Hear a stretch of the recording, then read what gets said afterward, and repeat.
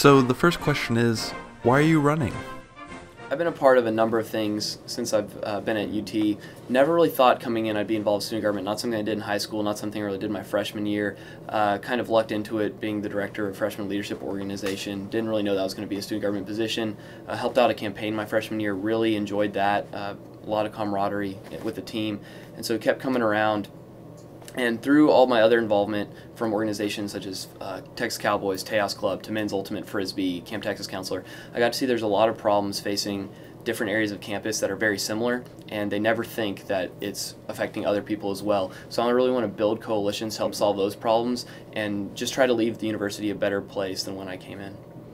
Yeah, so I have a bit of a different take on it personally. I've been involved in various organizations, but while I've had a lot of experience there, I'm pretty fresh in student government, and so I'm still really passionate about it, and I have a lot of ideas. I think we're really excited. We work really well together because Kenton has had a lot of experience, and he knows all the rules and the Constitution, he knows all of that, and then I have more of the fresh excitement. So, Do either of you plan to pursue politics post-graduation? No, I don't. I plan to hopefully do consulting or work in the corporate world, but definitely not pursue politics. No, and especially as a government major coming in, I think in high school that was something that always fascinated me. It was something that I really want to do, and just the more I see just how government operates, I don't really have any interest in getting directly involved in politics, especially as an elected official. I definitely want to be an attorney and work with law, but I don't think directly in the lawmaking process. It has been noted that the two campaigns this year are very similar. How do you differentiate your campaign? I think one thing right off the bat that really differentiates us is our platform. We have every single point on our platform is very tangible, and we want to go out and enact change. I believe it's 18 points we have on our platform at the moment. We've been already gotten 2 more from students that we want to add on there for the next week, and they're all tangible goals we want to see accomplished. Maybe not within the year, such as something like the SAC at Riverside, but I'm going to push, and it's a lot more specific in things we can actually do and we're promising to do. Yeah, something about our team is we're extremely genuine, extremely passionate. We've had a ton of team meetings, and everyone has been so excited to really just get involved and really put 100% of their energy into what we're doing. I also think that we've had a ton of fun. We've been out there campaigning. People have seen our penguin suit. We did the hashtag One Penguin, Your Penguin, kind of a spin off of our slogan, One Texas, Your Texas. So I think we've had a lot of fun. While it's a campaign, it's really important to have student interests represented. We want to make sure that we're having a good time, and we're still students. So. And so the chemistry is definitely already there. Yeah. What are your political views? Okay. I agree with many points from both parties. I don't really like to identify with either, since neither one really contains what I believe. I consider myself a moderate conservative, or conservative moderate. I'm very much so in the middle, a lot more liberal on social issues, more fiscally conservative. And in the past I have voted in a Republican primary, but overall I feel I'm pretty middle of the road and like to evaluate candidates as they come and hear all the issues. So I'm a registered independent. I would say I definitely agree with a lot of the points Kenton made. I would say I'm much more socially liberal and then fiscally conservative.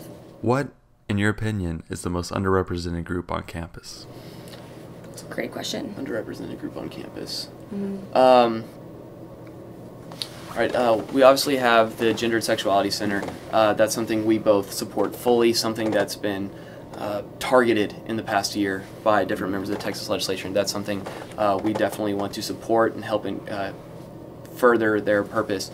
But talking with a few members of the Gender Sexuality Center, from what it seems to me is the transgender community has a lot of problems that aren't necessarily heard. They're not shared by other members of the LGBT community, and so if anything's to change with the Gender Sexuality Center, I think we definitely need to expand it, but more importantly, expand resources and even maybe a space for transgender students.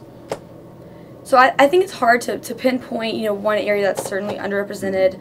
I feel that that's something we'll be exploring, absolutely, if we're to be elected. I do think that the GSC should have more representation, as well as the MEC and several other areas of campus. So definitely want to look into those communities and make sure that we can represent them. Can you both tell us a little bit more about your plans for a Riverside SAC? There's a lot of traction on this already from students. It's my personal favorite platform point we have. It's a little bit of a longer term project, but I think we can really get the ball rolling on it and get enough momentum going in a year where it's going to be seen out. Because I mean, the current Student Activity Center that we have off Speedway, that was a student government initiative in 2004, 2005. It was finished in 6 years, where the spring of my freshman year, 2011, it was open, and we want to have a similar timeline for that. And I'm definitely most excited about this and want to make it happen. Yeah, students are extremely excited about this. We've had so many discussions about this, and I think having an SAC in the Riverside location will be such a great way to really showcase student government and really say, this is what we really can do for you.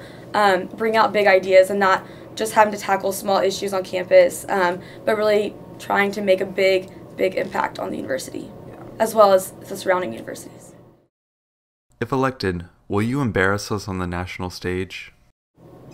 I sure as hell hope not. Don't plan on it.